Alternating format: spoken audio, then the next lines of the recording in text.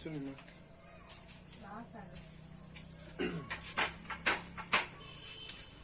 Hello everybody, মই mister দাৰিক। So আজি আমি আমাৰ ক্লাছ 10ৰ এটা নতুন পাঠ এটা আৰম্ভ কৰিব গৈ আছো আৰু পাঠটোৰ নামটো হৈছে পোহৰ প্ৰতিফলন আৰু প্ৰতিসৰণ, যাক আমি কওঁ ৰিফ্লেকশ্যন বা আৰু ৰিফ্ৰেকশ্যন। অ'কে, সো মোৰ মতে আমাৰ ক্লাছ 10ৰ এই চেপ্টাৰটো সবতছে বেছি ইণ্টাৰেষ্টিং আৰু ভৱিষ্যতে যদি আমি সায়েন্স পঢ়িম ভাবিছো তেতিয়াহ'লে কি হয়, আমাৰ ক্লাছ 12ত এইটোৰ ওপৰত কমপ্লিট দুটা পাঠ আছে, যোনটো নেকি আমাৰ যোনটো ফাউণ্ডেশ্যনটো, আমাৰ ষ্টাৰ্টিং ক খ গ ঘটো আমি ক্লাছ 10ত শিকি যাওঁ।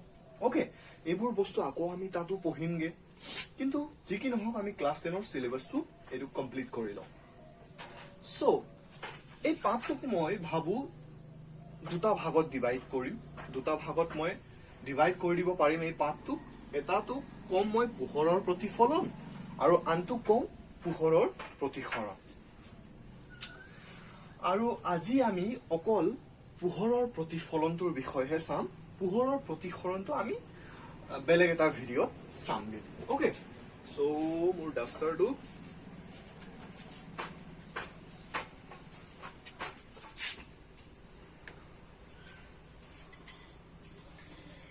এই প্ৰতিফলন শব্দটো শুনাৰ লগে লগে আমাৰ দিমাগত কি আহে বাৰু?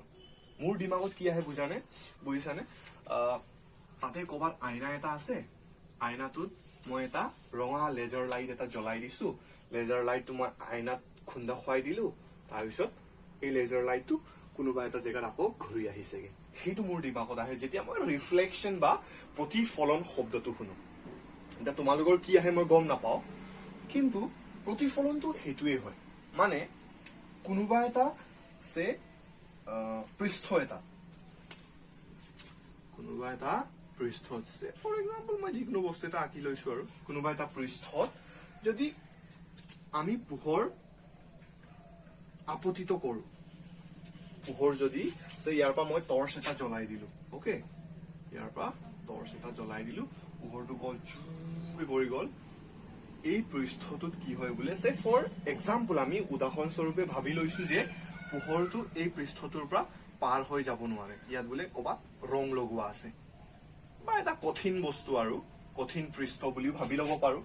তেতিয়া কি হয়, এই পোহৰটো ইয়াৰ পৰা গ'ল, পোহৰটো ইয়াত খুন্দা খালে আৰু আকৌ ঘূৰি আহিলেগে। বুজি পাইছানে?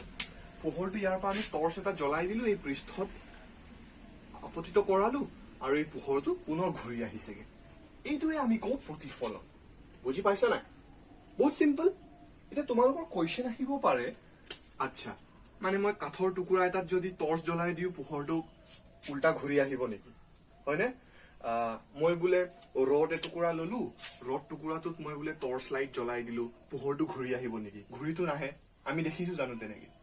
আমি কেইটামান বস্তুতহে দেখিছো যে পোহৰ যেতিয়া আমি তাত পৃষ্ঠটোৰ ওপৰত পোহৰ যদি আপতিত কৰাই দিও, কেইটামান বস্তুৱে আছে যোনটোৱে নেকি পোহৰটোক পুনৰ আকৌ ঘূৰাই দিয়েগে। আৰু এই বস্তুবোৰ কি কি হৈছে বাৰু? আমাৰ ঘৰত ব্যৱহাৰ কৰা দাপোন, আইনা,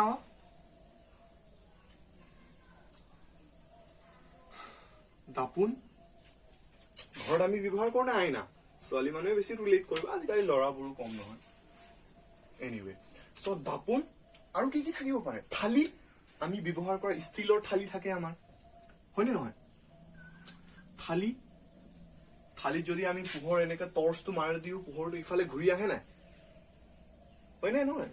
চ' তেনেকুৱা কেইটামান ধৰণৰ বস্তুহে আছে যোনটো নেকি পোহৰটোক প্ৰতিফলিত কৰে। মানে তাক যদি আমি পোহৰ এটা আপতিত কৰাও, সি পিছফালে ঘূৰাই দিয়ে। হৈছে প্ৰতিফলনটো। চিম্পলি আমি যদি চাইণ্টিফিকেলি যদি চাব নাযাওঁ, চিম্পলি আমি যদি বুজিব বিচাৰো প্ৰতিফলন মানে কি, সেইটোৱে যে কোনোবা এটা পৃষ্ঠত মই পোহৰ আপতিত কৰালো, পোহৰটোৱে পুনৰ আকৌ ঘূৰি আহিছেগে। সেইটোকে আমি কি বুলি কওঁ? প্ৰতিফলন। বুজি পাইছা? অ'কে, এতিয়া আমি আজি বিশেষকে প্ৰতিফলনটোক আমি আমাৰ সমতলীয় দাপোনৰ ওপৰতহে চাম। বুজিছা নাই?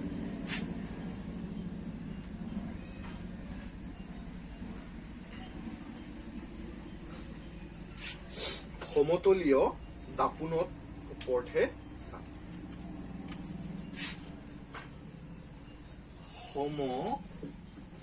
সমতলীয় দাপোন সমতলীয় দাপোনৰ উদাহৰণ কোনোবা মোক ক'ব পাৰিব নেকি বাৰু আমাৰ ঘৰত ব্যৱহাৰ কৰা দাপোনটোক আমি সমতলীয় দাপোন কওঁ নে নাই কওঁ আমাৰ ঘৰত যোনটো দাপোন আমি ব্যৱহাৰ কৰো সমতলীয় দাপোন যাক আমি প্লেইন মিৰৰ বুলিও কওঁ প্লেইন মিৰৰ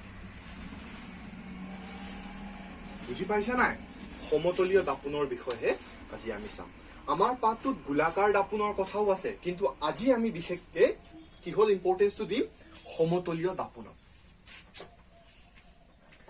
এতিয়া প্ৰতিফলনৰ কেইটামান সূত্ৰ আছে এই সূত্ৰটো সমতলীয় দাপোনেই হওক থালিয়েই হওক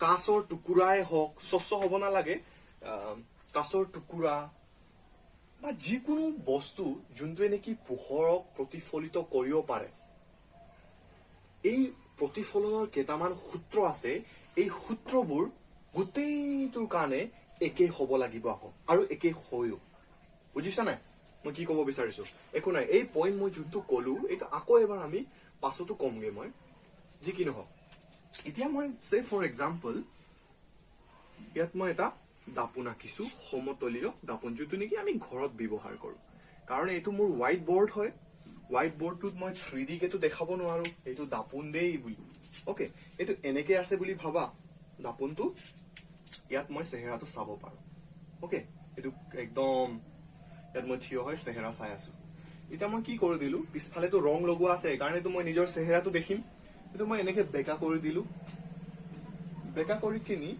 মই এইটো হোৱাইট বৰ্ডটোত এনেকে চিপকাই দিলো এই যোনটো কাইটৰ নিচিনা বস্তু মই আঁকি দিছো এই কাইটটো কি বুলি বুজিবা ৰং কৰি দিছো মই এই পিছফালৰ পৃষ্ঠটোত আৰু ইয়াত যে মই কাইট নাই লগোৱা ওপৰ ফালে সেইটো কি বুজিবা যে আচ্ছা সেইটো হয় আছলি দাপোন য'ত নেকি আমি নিজৰ চেহেৰাটো দেখি পাওঁ বুজি পালা না ইয়াৰ অৰ্থটো ইয়াতো বহুত কনফিউজন থাকে ষ্টুডেণ্টৰ মই এইকাৰণে এইটো বুজাই দিছো ঠিক আছে ক্লিয়াৰ আছে বুজি পাইছা তো মই ইয়াৰ পৰা কোনোবা এটা জেগাৰ পৰা মই ইয়াৰ পৰা টৰ্চ লাইট এটা জ্বলাই দিলো টৰ্চটো জ্বলাই মেলি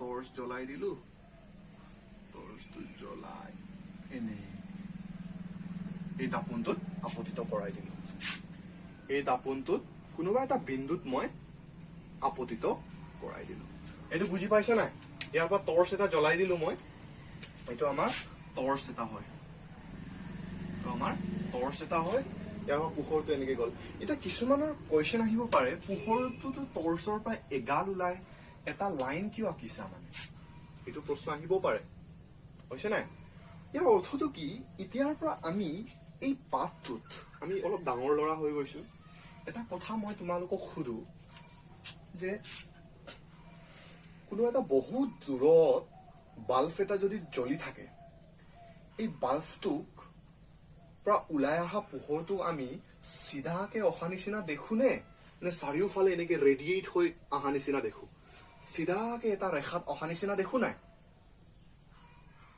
দেখো সেইটো বস্তুটোহে ইউজ কৰিছো মই ব্যৱহাৰ কৰিছো মানে আমি কি হয় পোহৰক কেতিয়াও বাল্বত ওলাই অহা নেদেখো আৰু এই কেছটোত এই দাপোনটো যিমান ইহঁতৰ দূৰত্ব ইহঁতৰ মাজৰ দূৰত্বটো অসীমত আছে বুলি ভাবিব লাগিব অসীম মানে কি এই আইনাটোৰ পৰা এই দাপোনটোৰ পৰা এই টৰ্চ লাইটটো বহুত দূৰত আছে ঠিক আছে যে কি নহওক এইবোৰ বাদ দিয়া টৰ্চটো জ্বলাই দিলো পোহৰটো এনেকে আহিলে পোহৰটো আহি মেলি কাৰণ যিহেতু এইটো এটা দাপোন পোহৰটো আকৌ ওলাই গুচি গ'ল প্ৰতিফলিত হল ঠিক আছে বুজি পাইছা না এইটোতো আমি সিম্পল ৰিয়েল লাইফতো দেখি আহিছো আমি তুমি যদি বিশ্বাস নকৰা এতিয়া গৈ মেলি যোনটো আইনা ব্যৱহাৰ কৰা তাতে গৈ মোবাইলৰ ফ্লেশ লাইটটো জ্বলাই দিবা ফ্লেশ লাইটটো জ্বলোৱাৰ লগে লগে কি হয় পোহৰটো তাত পৰিলে আইনাত আকৌ এই পোহৰটো ঘূৰি আহিলে কোনোবা এটা বেলেগ এটা ঠাইত পোহৰটো হৈ আছে এইটো দেখি যায় আৰু চবে ৰাইট এনিৱে সো এতিয়া যোনটো আমাৰ উৎস চৰ্চ পোহৰৰ চৰ্চ বা উৎস যোনটো আমি কওঁ ইয়াৰ পৰা যোনটো ৰশ্মি আহিছে আৰু এই ৰশ্মিটো আহি মেলি এই আইনাটোত আপতিত হল ঠিক আছে এই ৰশ্মি যোনটো নেকি আইনাটোত দাপোনটোত আপতিত হল এটো আমি কি বুলি কওঁ আপতিত ৰশ্মি আপতিত ৰশ্মি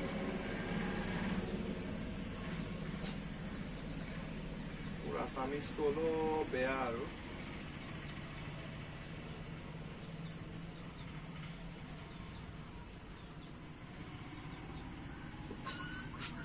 উৎসটোৰ পৰা যোনটো পোহৰ ওলাই আহিছে আৰু যোনটো নেকি এই দাপোনটোত আপতিত হ'ব এই ৰশ্মিটোক আমি কি বুলি কওঁ আপতিত ৰশ্মি ঠিক আছে বুজি পালো আমি এইটো ঠিক আছে আৰু যোনটো এই দাপোনটোত এই বিন্দুটোত খুন্দা খাই মেলি যোনটো ৰশ্মি ওলাই গুচি গলগে ইয়াক আমি কওঁ প্ৰতিফলিত ৰশ্মি কি বুলি কওঁ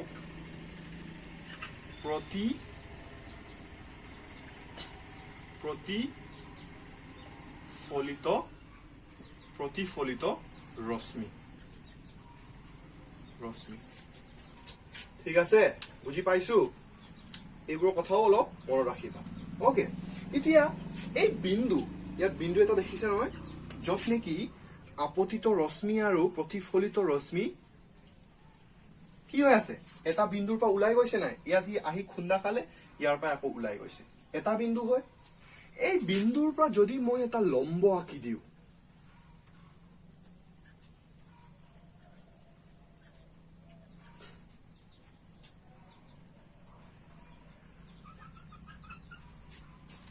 এই বিন্দুৰ পৰা যদি মই এটা লম্ব আঁকি দিওঁ লম্ব ইয়াৰ পৰা ইয়ালেও 90 ডিগ্ৰী ইয়াৰ পৰা ইয়ালেও 90 ডিগ্ৰী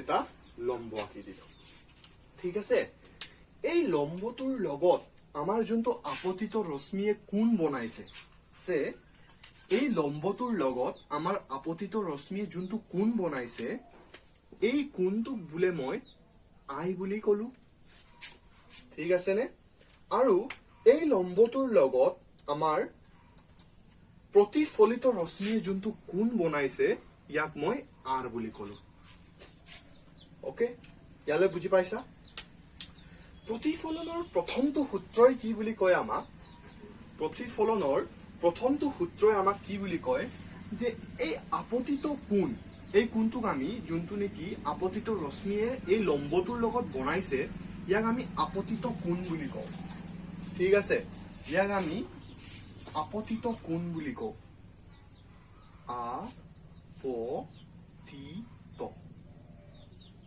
আপতিত কোণ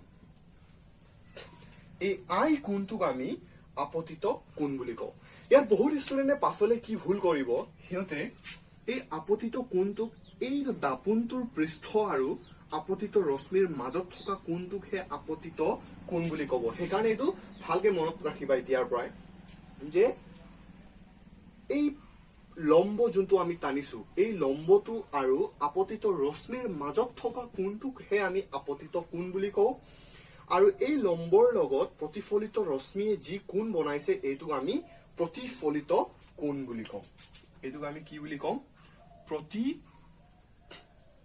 প্ৰতিফলিত কোণ ঠিক আছে ক্লিয়াৰ আছে নে এই ছবিটো আমি বহুত ভালকে বুজি লব লাগিছিলে তাৰ পাছত আমি এতিয়া লিখিব গৈ আছো প্ৰতিফলনৰ সূত্ৰটো হৈছে বুজি পাইছো ইয়ালে ওকে প্ৰথমটো আমাৰ প্ৰতিফলনৰ সূত্ৰটো কি হ'ব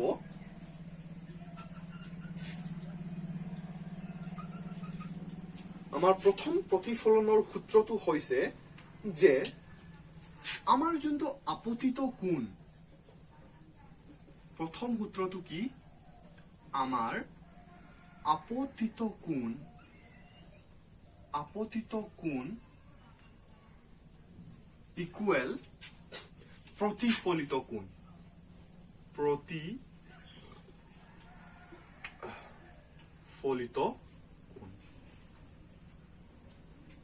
ইয়াৰ অৰ্থটো কি I is equal to R. এইটো আমাৰ প্ৰথম সূত্ৰ, এইটো মনত ৰাখিবা। আপতিত কোণটো প্ৰতিফলিত কোণৰ সমান হয়। এই কোণটোৰ মানটো আৰু এই কোণটোৰ মানটো সদায় সমান থাকিব। ঠিক আছে, বুজি পালো আমি? ঠিক আছে। সেকেন্ড সূত্ৰটো বহুত সিম্পল। সেকেন্ড সূত্ৰটো বহুত সিম্পল, মই মুখেৰে কৈ দিছো, লিখি যোৱাচোন। আমাৰ আপতিত ৰশ্মি, প্ৰতিফলিত ৰশ্মি, আপতিত কোণ, প্ৰতিফলিত কোণ আৰু লম্ব, এই গোটেইটো এটা পৃষ্ঠতহে থাকে বুলি কি কলো মই? আমাৰ আপতিত ৰশ্মি, ছবিটোক চাই বুজিয়ে পাইছো নাই? আমাৰ আপতিত ৰশ্মি, প্ৰতিফলিত ৰশ্মি, আপতিত কোণ, প্ৰতিফলিত কোণ আৰু এই লম্ব, আৰু এই লম্ব আৰু এই আপতিত বিন্দু, এই গোটেইবোৰ এটা সমতলত থাকে। ঠিক আছে নাই? বুজি পালা? সেইটোৱে আছিলে আমাৰ প্ৰতিফলনৰ সূত্ৰ দুটা। ঠিক আছে, সো আজিৰ ক্লাছটো মই ইয়াতে ৰাখি দিছো। আমি নেক্সট ক্লাছত প্ৰতিসৰণৰ বিষয় নাচাওঁ। আজি আমি সমতলীয় দাপোনৰ কথা শিকিলো। এইটো আছিলে আমাৰ সমতলীয় দাপোন। আমি নেক্সট ক্লাছটোত চাম গোলাকাৰ দাপোন। গোলাকাৰ দাপোনে প্ৰতিফলনৰ এই সূত্ৰটো মানে নাই। I is equal to R, এইটো মানে নাই। আৰু দ্বিতীয় সূত্ৰটো মানে নাই। আমি নেক্সট ক্লাছটোত চাম। আৰু তোমালোকৰ কামটো কি হ'ব যে গোলাকাৰ দাপোন আমি আমাৰ দৈনিক যোনটো জীৱনত ব্যৱহাৰ কৰো নাই, আৰু যদি ব্যৱহাৰ কৰো উদাহৰণ কেইটামান বিচাৰি চাবাচোন বাৰু। Okay, anyway thank you so much এতিয়ালৈ চোৱাৰ কাৰণে। আমি নেক্সট ক্লাছটোত আকৌ লগ পাম। See you, bye bye. Much love,